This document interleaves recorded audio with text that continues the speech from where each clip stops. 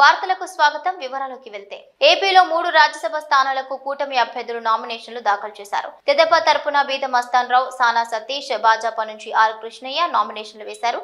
ఈ కార్యక్రమంలో మంత్రి అచ్చెన్నాయుడు, పలువురు ఎమ్మెల్యేలు పాల్గొన్నారు. ఈ సందర్భంగా అభ్యర్థులు మాట్లాడుతూ రాష్ట్రాభివృద్ధికి తమ వంతు సహకారం అందిస్తామని చెప్పారు. తమకు అవకాశం ఇచ్చినందుకు ధన్యవాదాలు తెలిపారు. రాష్ట్రాభివృద్ధికి చంద్రబాబు చేస్తున్న కృషికి తాము కూడా తోడవుతామన్నారు. ఇక మంత్రి అచ్చెన్నాయుడు మాట్లాడుతూ రాష్ట్రంలో గత 5 ఏళ్లు దుర్మార్గ పాలన సాగిందన్నారు. చంద్రబాబు నాయకత్వంలో ప్రస్తుతం వ్యవస్థలన్నింటినీ గాడిలో పెడుతున్నామని చెప్పారు. రాజ్యసభ ఎన్నికలకు నామినేషన్లు దాఖలు చేసేందుకు మంగళవారమే చివరి రోజు. ఇక రాజ్యసభ సభ్యులుగా కృష్ణయ్య, మస్తాన్ రావు, సతీష్ ఎన్నిక లాంఛనమే.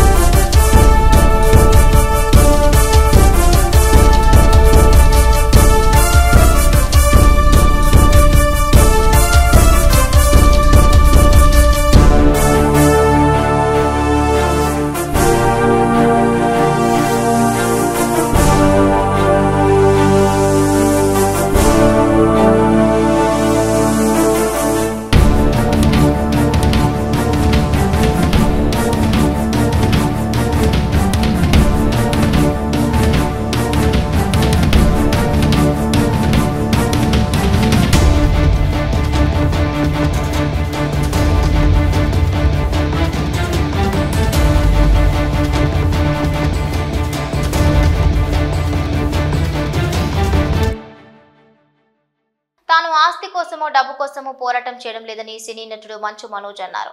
తనను తొక్కేయడానికి భార్య పిల్లల అంశాన్ని తీసుకొస్తున్నారని ఆరోపించారు. కుటుంబ వివాదం నేపథ్యంలో జల్పల్లిలో మనోజ్ మీడియాతో మాట్లాడారు. నేను చేసేది ఆత్మగౌరవ పోరాటం. ఇది నా భార్య పిల్లల రక్షణకు సంబంధించిన విషయం. నన్ను అణగదొక్కేందుకు నా భార్యను బెదిరింపులకు గురి చేయడం, నా 7 నెలల పాపను దీనిలోకి లాగటం, నా పిల్లలు ఇంట్లో ఉండగానే ఇలా ప్రవర్తించడం సరికాదు. పోలీసుల వద్దకు వెళ్లి రక్షణ కోరాను. నాకు అన్ని విధాల రక్షణ కల్పిస్తామనే వారు నా మనుషులను బెదరగొట్టి వేరే వాళ్ళని లోపలికి పంపించారు. నా మనుషులను ఇక్కడి నుంచి పంపించే అధికారం పోలీసులకు ఎక్కడిది? ఫిర్యాదు తీసుకున్న తర్వాత ఏకపక్షంగా ఎందుకు వ్యవహరిస్తున్నారన్నారు. నాకు మద్దతు కోసం ప్రపంచంలోని అందరినీ కలుస్తా అని మనోజ్ వ్యాఖ్యానించారు.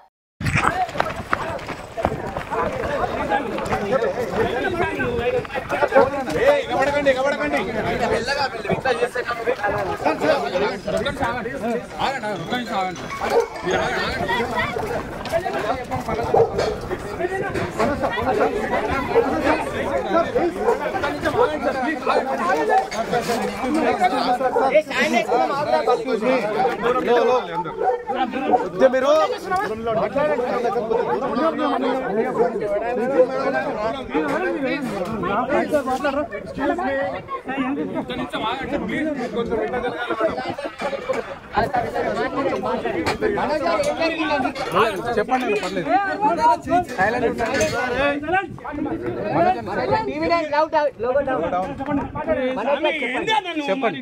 పర్లేదు చెప్పండి.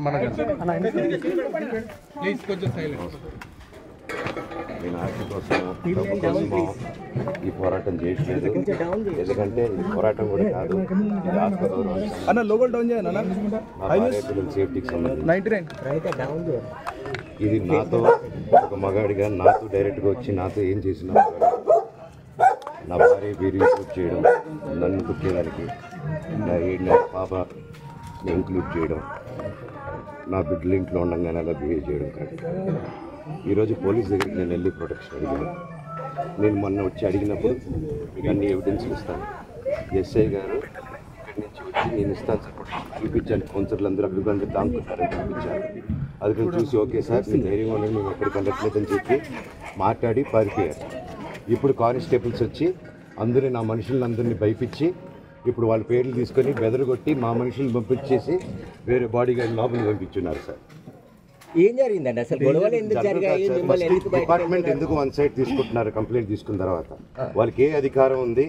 నా ప్రొటెక్ట్ చేసే మనుషుల్ని పంపించేదానికి అధికారం ప్రపంచంలో అందరినీ కలుస్తాను సార్. బయలుదేరి జనసేన ప్రధాన కార్యదర్శి కె నాగబాబును రాష్ట్ర మంత్రివర్గంలోకి తీసుకుంటున్నట్లు ముఖ్యమంత్రి చంద్రబాబు వెల్లడించారు. జనసేన అధినేత ఉప ముఖ్యమంత్రి పవన్ కళ్యాణ్ విజ్ఞప్తి మేరకు ఆయన సోదరుడు నాగబాబును మంత్రివర్గంలోకి తీసుకోవాలని ముఖ్యమంత్రి నిర్ణయించారు. ఆయనను మొదట మంత్రివర్గంలోకి తీసుకుని ఆ తర్వాత ఎమ్మెల్సీని చేస్తారా లేక ఎమ్మెల్సీగా ఎన్నికైన తర్వాత కేబినెట్ లోకి తీసుకుంటారా అన్నది తెలియాల్సి ఉంది. ప్రస్తుతం రాష్ట్ర మంత్రివర్గంలో ఒక స్థానం ఖాళీగా ఉంది. దాన్ని నాగబాబుతో భర్తీ చేయనున్నారు. రాష్ట్రం నుంచి ఖాళీ అయిన 3 రాజ్యసభ స్థానాలకు అధికార కూటమి అభ్యర్థులు ఖరారయ్యారు. తెదేపా నుంచి బీద మస్తాన్ రావు, సానా సతీష్ బాబు, భాజపా నుంచి ఆర్ కృష్ణయ్యలను రాజ్యసభ అభ్యర్థులుగా ఎంపిక చేసినట్లు చంద్రబాబు ప్రకటించారు.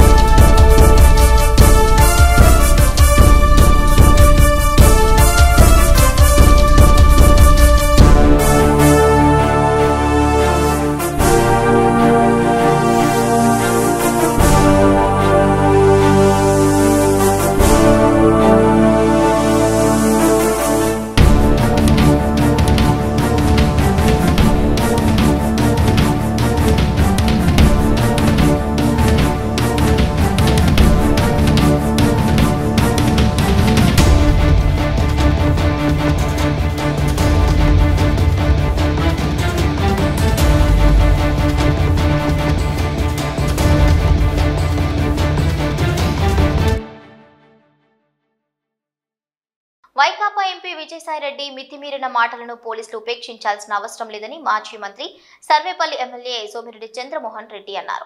ఆయన ఇంకా బయట తిరుగుతుండటం ఆశ్చర్యం కలిగిస్తోందని వ్యాఖ్యానించారు. అమరావతిలో మీడియాతో ఆయన మాట్లాడారు.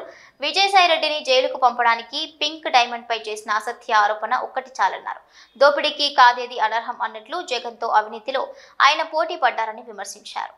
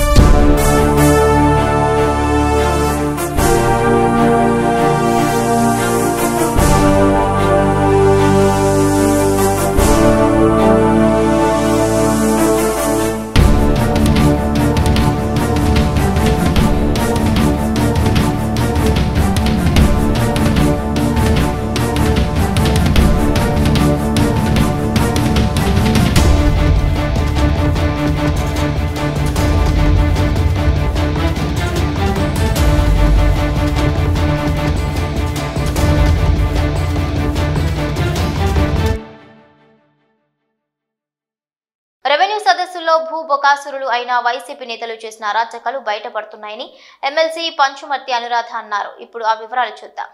ఉన్నారు చంద్రబాబు నాయుడు గారి ప్రభుత్వంలో, కూటమి ప్రభుత్వంలో వచ్చిన వెంటనే పరిపాలన మొదలుపెట్టిన వెంటనే దాదాపు మీ కష్టాలు ఏంటయ్యా చెప్పండి అని చెప్పి ప్రజల్ని అడిగిన దాని మీదట దాదాపు 174,000 అర్జీలు వాళ్ళకి ఏయో బాధలు ఉన్నట్టుగా వాళ్ళ అర్జీలు ఇవ్వటం జరిగింది. అందులో దాదాపు 68,000 అర్జీలు ఈ ల్యాండ్స్ మీద, భూ కబ్జాల మీద, మా భూమిని కొట్టేశారనే దాని మీద 68,000 అర్జీలు వచ్చినాయి. ఏంటిది ఇది? ఎప్పుడూ లేదు, ఎప్పుడు ఆంధ్ర రాష్ట్ర చరిత్రలో చూడలేదు అని చెప్పి నారా చంద్రబాబు నాయుడు గారు ఒక నిర్ణయం తీసుకున్నారు. మొన్న నుంచి రెవెన్యూ సదస్సులు ఏర్పాటు చేయడం జరిగింది. ఈ రోజుకి 5వ రోజు. ఈ 5వ రోజుకి ఈ 68,000 అర్జీలే కాకుండా అదనంగా 1102 గ్రామాల్లో రెవెన్యూ సదస్సు జరిగితే కేవలం 1102 గ్రామాల్లో జరిగిన రెవెన్యూ సదస్సులకి దాదాపు 20,000 కంప్లైంట్స్ రావడం జరిగింది. వైసీపీ పార్టీకి ఏ మాత్రమైన జవాబుదారీతనం దీని మీద ఉందా అని చెప్పి ఈ సందర్భంగా నేను అడుగుతా ఉన్నా. 2019లో గద్దెనెక్కగానే వీళ్ళు చేసిన మొట్టమొదటి పని భూ ఆక్రమణలు. బకాసుర్లాగా తిని అవతల పారేశారు. ప్రజల్ని అమాయకుల్ని చేసి కొట్టి తిట్టి గన్నులు చూపించి కత్తులు చూపించి వాళ్ళ పేరు మీద రాయించేసుకున్నారు. ఎంత దారుణం అంటే వీళ్ళు ప్రభుత్వ భూములు వదిలిపెట్ల, దేవాదాయ భూములు వదిలిపెట్ల, అసైన్డ్ భూములు వదిలిపెట్ల, ఇనాము భూములు వదిలిపెట్ల, అటవీ శాఖకు సంబంధించిన భూములు వదిలిపెట్ల, ఇరిగేషన్ శాఖకు సంబంధించిన భూములు వదిలిపెట్ల, ఏ భూములు కూడా వదిలిపెట్టకుండా గ్రామాల్లో కూడా మరి ప్రతి గ్రామంలో కూడా ల్యాండ్ మాఫియా చేయటం జరిగింది. ఈ ల్యాండ్ మాఫియాకి హెడ్ జగన్మోహన్ రెడ్డి అయితే సమన్వయకర్తలు ఉత్తరాంధ్రకి సంబంధించి ఎస్వి సుబ్బారెడ్డి, విజయసాయి రెడ్డి, రాయలసీమకు సంబంధించి పెద్దిరెడ్డి రామచంద్రారెడ్డి, మిథున్ రెడ్డి. ఇక్కడ మొత్తం సమన్వయకర్తగా ఇక్కడ అమరావతి కోస్తా జిల్లాలో ఈ సమన్వయకర్త, ఈ ల్యాండ్ మాఫియా సమన్వయకర్త ఎవరు అంటే సజ్జల రామకృష్ణారెడ్డి. వైసీపీ ప్రభుత్వంలో అన్నమయ్య జిల్లాలో వేలాది మంది భూముల్లో అవకతవకలు జరిగాయని రాష్ట్ర రవాణా శాఖ మంత్రి మండిపల్లి రాంప్రసాద్ రెడ్డి అన్నారు. అన్నమయ్య జిల్లా రామపురం ఎంపీడీఓ కార్యాలయంలో మంత్రి రాంప్రసాద్ రెడ్డి ప్రజా దర్బార్ కార్యక్రమాన్ని నిర్వహించారు. ప్రజా దర్బార్ కార్యక్రమానికి ప్రజలు వివిధ ప్రాంతాల నుండి భారీ సంఖ్యలో తరలివచ్చి మంత్రికి వినతి పత్రాలను అందజేసి తమ సమస్యలను విన్నవించుకున్నారు. అనంతరం ఆయన మీడియాతో మాట్లాడారు. అన్నమయ్య జిల్లాలో గత వైసీపీ ప్రభుత్వంలో పేదల భూములను లాక్కున్నారని, ఆన్లైన్లో రికార్డులను ట్యాంపరింగ్ చేశారని ఆరోపించారు. వైసీపీ ప్రభుత్వంలో కింది స్థాయి అధికారుల నుండి పై స్థాయి అధికారుల వరకు ఒత్తిడి తెచ్చి వారి మెడ మీద కత్తిపెట్టి పేదల భూములను లాక్కున్నారన్నారు. తమ ప్రభుత్వంలో రైతులకు ఎలాంటి సమస్యలు రాకుండా చూస్తామని, రాజ్యాంగం ప్రకారం రైతుల హక్కులను కాపాడేందుకే ప్రజా దర్బార్ కార్యక్రమం నిర్వహిస్తున్నామన్నారు. ఎవరైతే లబ్ధిదారుడు ఉంటాడో, పేదవాడు ఉంటారో వారి యొక్క భూములు లాక్కోవడం జరిగింది. వాళ్ళ యొక్క ఆన్లైన్ రికార్డులు ట్యాంపర్ చేయడం జరిగింది. ఆ రోజు ఉన్న అధికారులు అయితేనే కింద స్థాయి నుంచి పై స్థాయి వరకు వాళ్ళ మీద ప్రెషర్ తెచ్చి మెడ మీద కత్తి పెట్టి రైతుల యొక్క భూములు లాక్కోవడం జరిగిందంటే ఒకసారి మీరంతా ఆలోచించాలా. మేము ఎలక్షన్ల ముందు ఏదైతే చెప్పామో చెప్పిన విధంగానే రాబోయే కాలంలో రైతు అనే వానికి ఏ సమస్య రాకుండా రికార్డు పరంగా, చట్టపరంగా ఏవైతే వాళ్ళకి హక్కులు రాజ్యాంగం కల్పించిందో హక్కులు కాపాడేందుకే ఇలాంటి కార్యక్రమాలు ఏర్పాటు చేయడం జరుగుతూ ఉంది. ముఖ్యంగా ఈరోజు మండల స్థాయి మీటింగ్ పెడితేనే సుమారుగా ఇప్పటికే 2.5 గంటల్లోనే 200 అర్జీలు వచ్చినాయంటే ఒకసారి గమనించాలా. గత ముఖ్యమంత్రి మన పక్క నియోజకవర్గ వాసే, చెప్పుకునేదానికి కూడా సిగ్గుగా ఉంది. ఎందుకంటే రాష్ట్రంలో ఉన్న 175 నియోజకవర్గాలు ఒక ఎత్తు అయితే అన్నమయ్య జిల్లా ఏదైతే ముందు కడపలో భాగంగా ఉందో ఈ అన్నమయ్య జిల్లాలోనే వేలాది మంది రైతుల యొక్క భూముల్లో అవకతవకలు జరిగినాయి. అప్పుడున్న రాజకీయ నాయకులు ఎవరైతే ఉన్నారో పదవుల్లో వాళ్ళంతా ఒకసారి సిగ్గుపడాల. ఎందుకంటే ఇన్ని వందల వేల మంది రైతుల యొక్క కడుపు కొట్టారు కాబట్టే కేవలం 11 సీట్లకే పరిమితమైనారు. ఈరోజు మేము ఒకటే చెప్తున్నాం, రైతుల యొక్క పేదవాళ్ళ యొక్క కళ్ళల్లో మీరు ఆ రోజు కన్నీళ్లు చూశారు కాబట్టి ఈరోజు మీకు ఆ దయనీయమైన పరిస్థితి వచ్చి ప్రతిపక్షంలో కూడా కూర్చోలేని విధంగా మీ పార్టీ తయారైంది. మేము మీరు చేసిన తప్పులు సక్రమ మార్గంలో పెట్టేదానికి ముఖ్యమంత్రి గారి ఆదేశాల మేరకు రాష్ట్రంలో ఎక్కువగా ఉన్న రెవెన్యూ సదస్సుల మీద ఎక్కువ రెవెన్యూ సమస్యల మీద కాన్సన్ట్రేట్ చేస్తున్నాం. కింద స్థాయి నుంచి విఆర్ఓ దగ్గర నుంచి కలెక్టర్ వరకు ఎవరైతే నిజంగా భూమి కోల్పోయినారో, భూముల్లో లోపాలు జరిగినాయో వాళ్ళ దృష్టికి తీసుకొని పోతాం. రాబోయే కాలంలో అన్నమయ్య జిల్లాలో ముఖ్యంగా మన నియోజకవర్గం ఏదైతే ఉందో రాయచోట్లో ఎక్కువ మంది కష్టాల్లో ఉన్నారు ఈ సమస్యలతోని, ఆన్లైన్ రికార్డులు అలాగే పాస్బుక్ల విషయంలో. వాళ్ళందరికీ న్యాయం జరిగే విధంగా చర్యలు తీసుకుంటామని తెలియజేసుకుంటాం. గుంటూరులో నిర్వహించిన గుంటూరు ఆక్స్ఫోర్డ్ స్కూల్ వారి 26వ యాన్యువల్ స్పోర్ట్స్ డే కార్యక్రమం ఎన్టీఆర్ స్టేడియం నందు ఘనంగా నిర్వహించారు. ఈ కార్యక్రమానికి ముఖ్య అతిథిగా Andhra Pradesh technology services chairman Mannava Mohana Krishna పాల్గొన్నారు. తొలుత విద్యార్థులు మార్చ్ పాస్ట్ నిర్వహించారు. అనంతరం మన్నవ మోహనకృష్ణ మాట్లాడుతూ ఆంధ్రప్రదేశ్ రాష్ట్ర ముఖ్యమంత్రి నారా చంద్రబాబు నాయుడు, విద్యాశాఖ మంత్రివర్యులు నారా లోకేష్ ప్రోత్సాహంతో రాష్ట్రంలో క్రీడలను బలోపేతం చేసేందుకు ఆంధ్రప్రదేశ్ ముందుకొస్తోందన్నారు. చదువుతో పాటు స్పోర్ట్స్ కూడా ప్రతి ఒక్కరూ రాణించాలని అన్నారు. ప్రపంచ వేదికపై దేశం గర్వించేలా ఛాంపియన్ ఆటగాళ్లులా మన యువత ఎదగాలని కోరారు.